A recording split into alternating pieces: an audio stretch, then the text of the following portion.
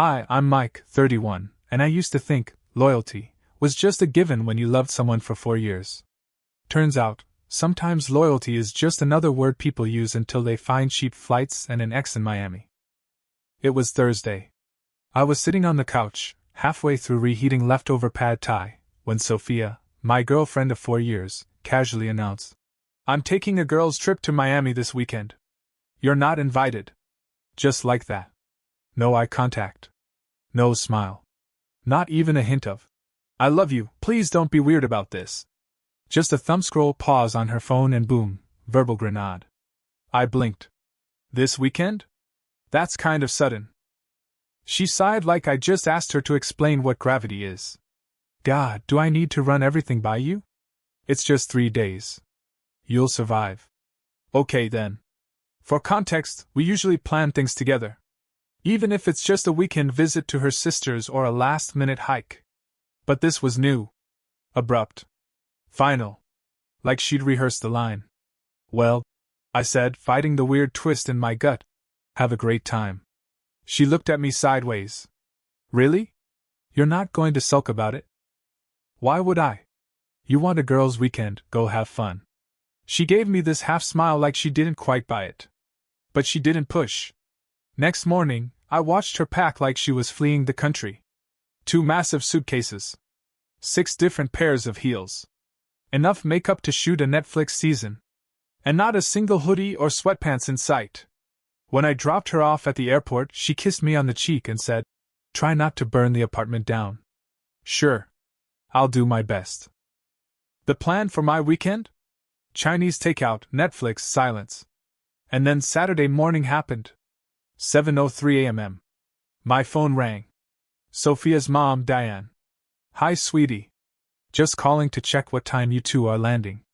I've got the beach rental already." My brain stalled. Landing? What beach rental? The beach house I rented for the couple's weekend. Sophia said you were both flying down today to meet us. Early anniversary trip? My mouth went dry. Diane. Sophia told me she was going on a girls' trip. Just her, Jenna, and Cassie. She said I wasn't invited. Long pause. Then, she told me it was just the 2 of you. Said it was a surprise for you. I spent $3,000 on this place, Mike. Her sister and brother-in-law flew in. What is going on? I felt my stomach drop. I honestly don't know. Let me figure it out and call you back. I hung up. Then I opened Instagram. And what I saw next made the entire weekend unravel faster than her beach curls and Miami humidity. Her story was from some fancy-looking rooftop bar in Miami. Neon lights, DJ booth, girls in bodycon dresses clinking cocktails. All looked normal on the surface. Sophia was dancing between Jenna and Cassie, giggling like everything was chill. But then I saw it. In the corner of one video, someone's arm wrapped around Sophia's waist. A guy's arm. Tan. Vein. Wearing a silver Rolex Submariner and sporting a very distinct black and gray compass tattoo on the wrist. No way. Diego. Her ex from college. The one she swore she barely talked to anymore. The one who just so happened to move to Miami last year. The one who used to send her happy birthday texts that she deleted before I could see them, because it's weird if you overreact to stuff like that. My blood turned cold. I stared at the video on loop. Her body leaning just slightly into him. His hand resting a little too comfortably on her hip. I didn't yell. Didn't break anything. I just stood up, walked over to her laptop, which she'd conveniently left behind, and opened it. She never logged out of anything. Gmail? Logged in. WhatsApp web? Logged in. Instagram DMs? Wide open. That's when I found it. A group chat titled, Miami Airplane Fire Bikini Skull. Not exactly subtle. The members? Sophia, Jenna, Cassie, Brad, Tom, and Diego. 6 people. 6. Not 3. So much for a girls' trip. The messages went back 3 weeks. Long discussions about what beach clubs to hit, which Airbnb had the best pool, who was sharing which room. Brad's driving down separately so we'll have a car. Cassie and Tom booked that rooftop place for Saturday. Diego says the beach party Sunday is gonna be insane. Then I found the message. 2 days before they left. Sophia told Mike it's just us girls. LOL. He bought it. Savage. And another from Jenna. If he finds out about Diego, I'll literally move to Belize. Cassie responded with, Girl, just don't post any group pics. If you play it cool, he won't suspect a thing. My chest hurt. Actually hurt. Like someone had sucker punched me and then pressed rewind to do it again. I scrolled. And scrolled. And then I screenshot everything. Every chat. Every photo. Every plan. Then I called Diane back. Her voice when she picked up. Sharp. No more sweet. Tell me everything. So I did. Everything. The fake girls' trip. The group chat. Diego's arm. The lies. 5 minutes later, she texted me, send me the screenshots. I hesitated. You sure? She replied with one word, now. So I did. And that's when the whole thing went nuclear. It started with a ping, then 5 more. Family group chat. Diane had officially declared war. She didn't just share the screenshots privately. No. She posted them publicly. To her Instagram. To Facebook. And to the family group chat that included Sophia's dad, both siblings, 2 cousins, and at least one great-aunt who still forwards chain emails about soup recipes. Each image tagged Sophia. Tagged Jenna. Tagged Cassie. And most deliciously, tagged Diego. The caption? When your daughter lies to everyone, takes $3,000 for a couple's anniversary trip, and uses it to sneak off with her ex while her boyfriend of 4 years stays home. Raised you better than this, Sophia Rose. Disappointment doesn't cover it. Instant wildfire. Elena, Sophia's sister, texted me directly. What the actual hell, Mike? I just saw Mom's post. Are you okay? I barely had time to respond before my phone exploded again. Coworkers. Mutual friends. One guy I hadn't talked to since college sent me a crying laughing emoji and a screenshot of Sophia's story. Apparently, she'd posted a boomerang of her drink the night before with the caption, Girls' Night Nail Polish. Just as Diego's reflection slid into frame behind her like a ghost caught red-handed. Then came the final nail. Diego's actual girlfriend, well, ex-girlfriend now, posted her own Instagram story. A slideshow of texts. Diego. I can't wait to see you this weekend. Diego. I've missed you. It's finally happening. Her. You're going with your ex to Miami, and you lied to me? Him. It's just a fun trip. Don't be crazy. She followed it up with a selfie flipping the bird to the camera and the caption. Shout out to Sophia for reminding me my man's trash. Good luck, sis. He's all yours now, smiley face. Breathtaking. Then, finally, Sophia called me. I let it ring twice before picking up. What the hell did you do? She screamed. You turned my mom against me. Your mom called me, Sophia, I said calmly, asking why I wasn't with you on the trip you told her we were both taking. So I told her the truth. You went through my laptop. You violated my privacy. This is abuse. Don't even start. I saw the messages. You laughed about lying to me. About bringing Diego. Want me to read them back to you? Silence. Then a week. It's not what you think. Really? Because it looks like 6 people planned a couple's trip and left me out like I was the dog you needed someone to watch. I didn't cheat. Diego and I are just friends. Oh yeah? Then why'd Cassie say, what Mike doesn't know won't hurt him? Why did you say he bought it? Click. She hung up. 20 minutes later, Diego's ex posted another story, this time with screenshots from Diego admitting he'd been planning this trip with Sophia for months. Shooting his shot. He called it. Shooting his shot. And Sophia? She lost her mind. Posted a 6-paragraph rant on Instagram about how I was controlling, how her mom was toxic, how everyone was overreacting to an innocent vacation with friends. The comments? Girl, you lied to everyone. So Diego was just there by divine intervention? Mike, blink twice if you're safe. Team Mike. Then her dad called. Mike, Richard said, voice deep and direct. I want you to know, we support whatever you choose. She screwed up. Bad. I've already cancelled her credit cards. Richard, you didn't have to. I insist. One more thing. That apartment you live in.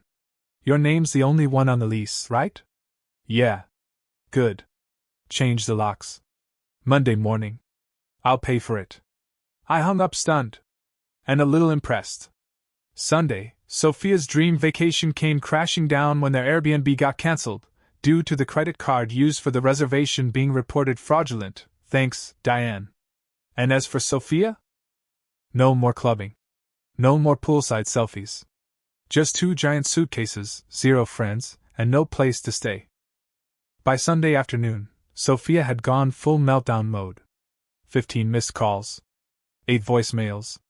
The tone ranged from sobbing apologies to threats of legal action to what I think was her trying to be seductive, which, considering the circumstances, was laughably tone-deaf. One of the voicemails started with, "Mike, I messed up, okay?" Then immediately pivoted to, "But you had no right to weaponize my mom against me," followed by, "We can fix this, I know we can. Diego doesn't mean anything." And finally, "This is emotional abuse and I'll get a lawyer if I have to." Ah, yes. The classic, cry, seduce, threaten, sue. Speedrun. Meanwhile, I spent the day calmly and methodically boxing up her belongings. Clothes, shoes, makeup, toiletries, that weird yoga frog statue she bought during her brief spiritual phase, everything. I even labeled each box by room like I was managing a Home Depot inventory audit. I stacked the boxes neatly in the living room.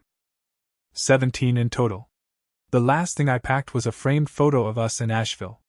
I looked at it for maybe 3 seconds. Then slid it into a bubble-wrapped bundle labeled miscellaneous. Trash energy. Monday morning 8 a.m. sharp, the locksmith showed up. Changed the locks. Installed a new deadbolt. The guy didn't even ask questions, just nodded when I said, "Yeah, X situation."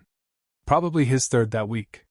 At 9:12 a.m., Sophia finally texted, "My flight lands at 2. We need to talk when I get home." I replied, "Your stuff is packed. Arrange pickup with 24 hours notice." The typing bubbles came up instantly. Then vanished. Then returned. Then vanished again. Finally, "What do you mean packed?" "Mike, stop playing." I didn't respond. Then the phone rang. Didn't answer. Then came the text. "I'm in the Uber. We're going to talk about this like adults. This is my home too. You can't lock me out. I'm sorry, okay? Why aren't you answering? This isn't funny." Then the grand finale. "My key isn't working." I looked through the peephole. There she was, hair a mess, mascara streaked, dragging 2 enormous suitcases, frantically jamming her old key into the lock like sheer persistence would undo reality. She started banging on the door. "Mike, open this door. We're talking." I spoke through the door. Calm, polite, detached. "Your stuff is packed. Text me when you want to pick it up. I'll leave it outside." "You can't do this. I have rights." "You're not on the lease, Sophia. Where am I supposed to go?" I shrugged behind the door. "Maybe Diego has room." Oh wait, didn't his girlfriend kick him out too? That earned me a full-on primal scream. 15 minutes later, 2 cops showed up. Someone, Sophia, had called in a domestic situation. I opened the door, handed them the lease with only my name on it, explained the story in plain terms. The older officer, clearly tired of this brand of drama, said, "Ma'am, if you're not on the lease and he's asked you to leave, you need to leave. This is a civil matter." She shrieked. "But my stuff! He's offering to let you pick it up." "That's reasonable," she screamed. Accused me of emotional terrorism. Claimed I hacked her accounts. That I manipulated her family against her. The officers exchanged a look that said, She's one of those." Eventually, they escorted her out of the building. She turned back at the elevator, teary-eyed, suitcase wheels squeaking behind her. This isn't over. Felt like I was in an episode of Law and Order, Petty Crimes Unit. 1 hour later, her mom called. She's here. With her suitcases. Crying. Begging. I told her she made herself homeless. Actions, consequences. How'd she take that? She's in her childhood bedroom posting victim stories on social media. I give her 3 days before I kick her out, too. Honestly, Diane deserved a medal. By Tuesday, Sophia had gone full social media martyr. She posted a 12-part Instagram story series titled, "When They All Turn on You." Slide 1, a moody black and white selfie of her crying in a dimly lit room, a.k.a. Diane's guest bedroom. Slide 2, a quote in cursive font. "Sometimes the ones you trust most are the ones who cut you deepest." Slides 3 through 10, a vague narrative about a controlling partner, an unsupportive family, and fake friends who don't get what loyalty means. Slide 11, a blurry photo of a rose on a windowsill with the caption, "Even roses can grow in concrete." #resilience. Slide 12, the cherry on top, a boomerang of her middle finger with the caption, "I may be down, but I'm not done." The reaction? Devastating. For her. Sophia's cousin commented, "Wait, didn't you lie about the whole trip though?" A mutual friend messaged me, "Dude, she's on Instagram pretending you went full Lifetime movie villain. Girl needs to stop watching Euphoria and take some accountability." Even Jenna commented, "Maybe don't post this stuff." Jenna. The enabler. Even she was distancing herself. Then, like a clown emerging from a smoke cloud, Diego tried to defend her. He posted a shirtless selfie, because of course he did, with a caption, "People judge too fast. Real friends support each other." Miami was about healing. "If you know, you know." His ex-girlfriend? Immediately responded with a barrage of texts he sent her 2 days before the trip, saying things like, "I can't stop thinking about Sophia. I need closure. One night. That's all I'm asking." Then posted them. Tagged him. Tagged Sophia. Game. Set. Deleted. Sophia wiped her socials clean within hours. Changed her Instagram bio from "Marketing Queen Palm Tree Sparkles" to just a single seedling. A plant emoji. Wednesday rolled in like a Greek chorus. Her brother Antonio showed up at my door to collect her stuff. 17 boxes lined the hallway. "Hey man," he said, rubbing the back of his neck. "Sorry about all this. I don't even know what to say." "Not your fault," I told him. "How's she doing?" He snorted. "Still talking to lawyers. Keeps getting told she has no case. Mom's done. Dad's done. Even Grandma's mad and she doesn't even know what Instagram is." As he loaded the last box, he paused and looked at me seriously. "You dodged a bullet, bro. I love my sister, but she showed you who she really is." Then Thursday happened. That morning, I woke up to a letter slipped under my door. Handwritten. 3 pages. Lavender-scented paper. Loopy cursive. It was a lot. A mix of, "You misunderstood the entire situation." "I didn't cheat," I panicked. "My friends pressured me to lie. You have to believe me, Diego, and I didn't even hook up. I never stopped loving you. I'm willing to forgive you for changing the locks if you're willing to work on this together." She was willing to forgive me. I didn't know whether to laugh or file it under psychological thriller evidence.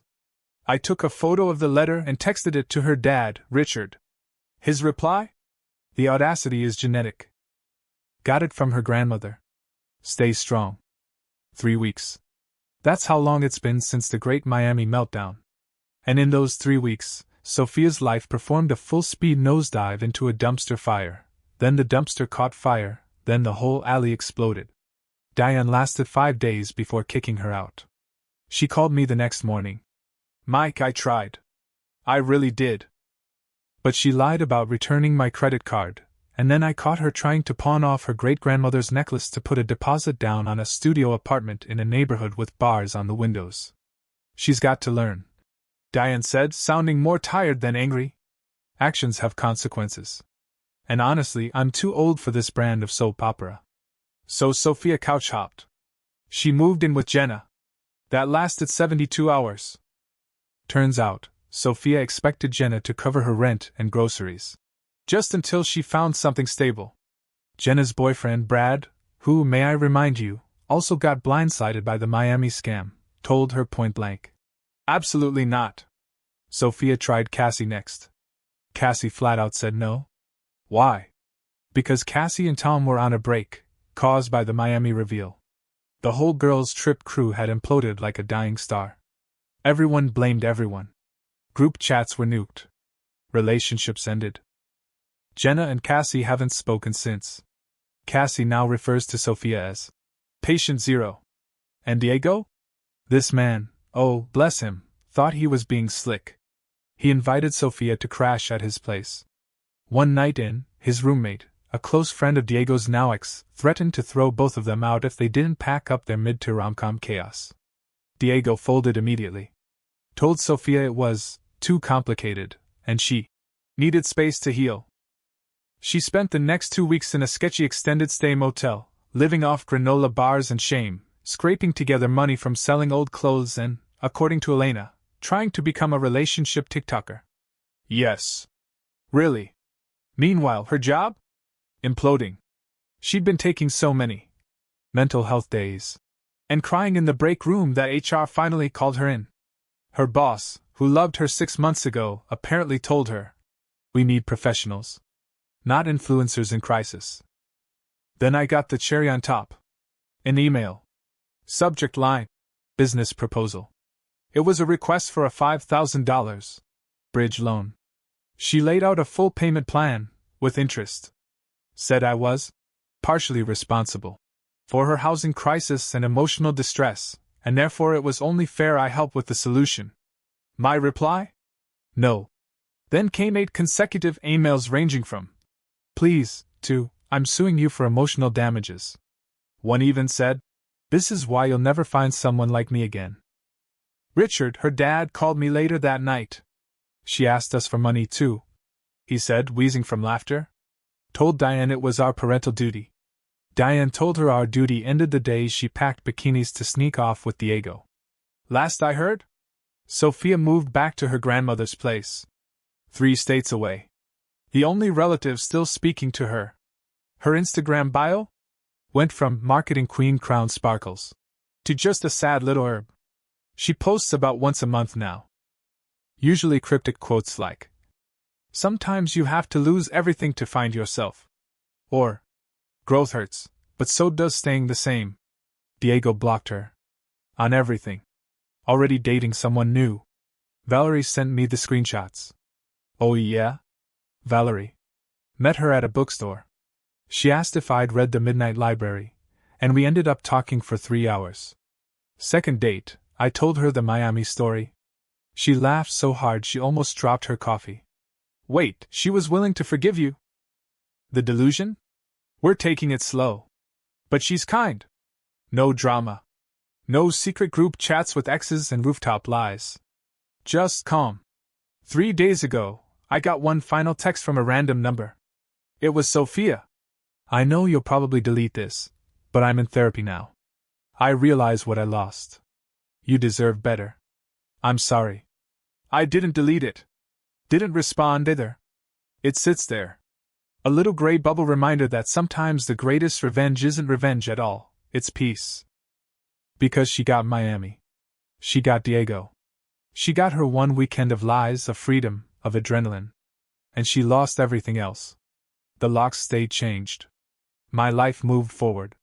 And somewhere, 3 states away, Sophia's figuring out what happens when your favorite game is manipulation and you finally run out of players. Funny how that works.